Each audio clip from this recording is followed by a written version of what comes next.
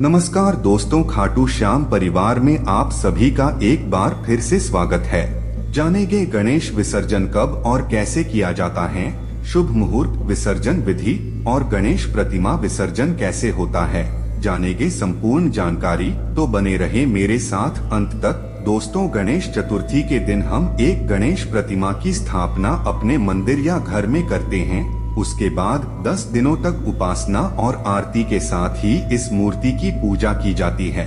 अंत में 10 दिन के बाद भाद्रपद महीने के शुक्ल पक्ष की चतुर्दशी को गणेश प्रतिमा के विसर्जन का दिन आता है। इस दिन भगवान गणेश की आरती उतारकर गणेश प्रतिमा की सही तरीके से पूजा करने के बाद उसे लेकर नदी में विसर्जित कर दिया जाता है। अगर आपके घर के आसपास नदी नहीं है तो गणेश प्रतिमा का विसर्जन किसी भी पानी में किया जा सकता है। कुछ जगहों पर लोग तालाब तो कुछ जगहों पर लोग अपने घर में ही साफ सुथरे पानी में भगवान गणेश की प्रतिमा का विसर्जन करते हैं। आरती और पूजा के बाद भगवान गणेश की प्रतिमा को पानी में डाल दिया जाता है और आशीर्वाद मांगा जाता है। इससे गणेश चतुर्थी की पूजा समाप्त होती है। गणेश प्रतिमा पूजा विधि। गणेश चतुर्थी के दिन जब भगवान गणेश की प्रतिमा को घर में स्थापित किया जाता है, तब से भगवान गणेश की प्रतिमा का विशेष तरीका से पूजा अर्चना किया जाता है। इस प्रक्रिया में भगवान गणेश की प्रतिमा को एक लकड़ी के पाटे पर लाल कपड़े पर रखा जाता है और मूर्ति के दोनों तरफ पान पत्र और सुपारी रिद्धि सिद्धि के नाम पर रखा जाता है। इसके बाद एक कलश में थोड़ा सा जल भरकर उसमें नारियल और आम के पत्ते लगाए जाते हैं। इस तरह भगवान गणेश की प्रतिमा के साथ एक कलश की स्थापना होती है और विसर्जन के दिन प्रतिमा के साथ उस कलश को भी पानी में खाली कर दिया जाता है। विशेष पूजा विधि में भगवान गणेश की प्रतिमा को सही तरीके से सजाकर रोज आरती की जाती है और मोदक, पान पत्र और फूल चढ़ाए जाते हैं। इस तरह रोजाना लगातार 10 दिनों तक भगवान गणेश की पूजा करने के बाद 10वीं धन भाद्रपद के शुक्ल पक्ष की चतुर्दशी के निर्धारित मुहूर्त पर भगवान गणेश की विशेष आरती उतारी जाती है, जिसमें उनकी पूजा और आरती को लंबे समय तक किया जाता है और उसके बाद कलर्स के साथ उनकी मूर्ति को जल में विसर्जित कर दिया जाता है। अब जानते हैं गणेश विसर्जन शुभ मुहूर्त के बारे में। दोस्तों, 2023 28 सितंबर को गणेश विसर्जन वाले दिन बहुत से शुभ मुहूर्त हैं, जो कुछ इस प्रकार है। गणेश विसर्जन तारीख 28 सितंबर 2023 सुबह का शुभ मुहूर्त 6:12 AM से 7:42 AM तक और दोपहर का शुभ मुहूर्त 10:42 AM से 3:11 PM तक और शाम का शुभ मुहूर्त 4:41 PM से 6:11 PM तक और रात का शुभ मुहूर्त 6:11 PM से 9:11 PM तक। उषा काल का शुभ मुहूर्त 12:12 AM से 1:42 AM तक। 29 सितंबर।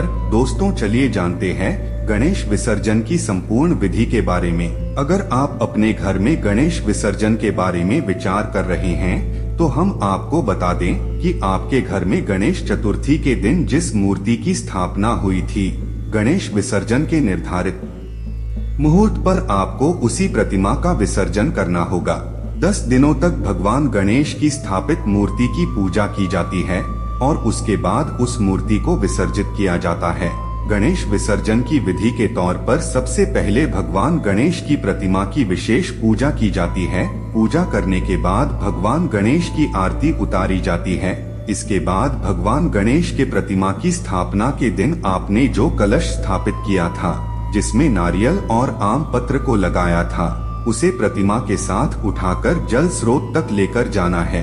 वैसे तो गणेश विसर्जन में भगवान गणेश की प्रतिमा और कलश का विसर्जन किसी नदी में किया जाता है, मगर आसपास नदी ना होने पर आप तालाब या अपने घर में बाल्टी या किसी दूसरे वस्तु में पानी रखकर उसमें विसर्जित कर सकते हैं। दोस्तों, मूर्ति को ध्यान से जल स्रोत में डालें और कलश को भी उसमें खाली कर दें। वहां भगवान गणेश की एक साधारण पूजा करें और नमन निवेदित करके वहां से वापस लौट जाएं। भगवान गणेश की मूर्ति को विसर्जित करते समय याद रखें, उनके विसर्जन मूर्ति पर अपनी पीठ ना दिखाएं, उल्टा चलते हुए कुछ दूर तक जाएं। और उसके बाद पीछे मुड़े गणेश विसर्जन कहाँ करना चाहिए। दोस्तों, वैसे तुम गणेश विसर्जन बहुत ही विशेष रूप से किया जाता है और अब बड़े ही धूमधाम से किया जाता है।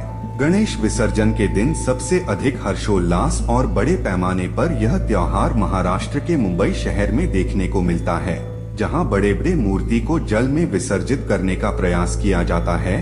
लोग अक्सर इस बात को लेकर परेशान रहते हैं कि भगवान गणेश की प्रतिमा को कहां विसर्जित करना चाहिए। दोस्तों, वैसे तो भगवान गणेश की प्रतिमा को किसी नदी या समुद्र में विसर्जित करना चाहिए, मगर हर जगह नदी और समुद्र मौजूद नहीं होता है।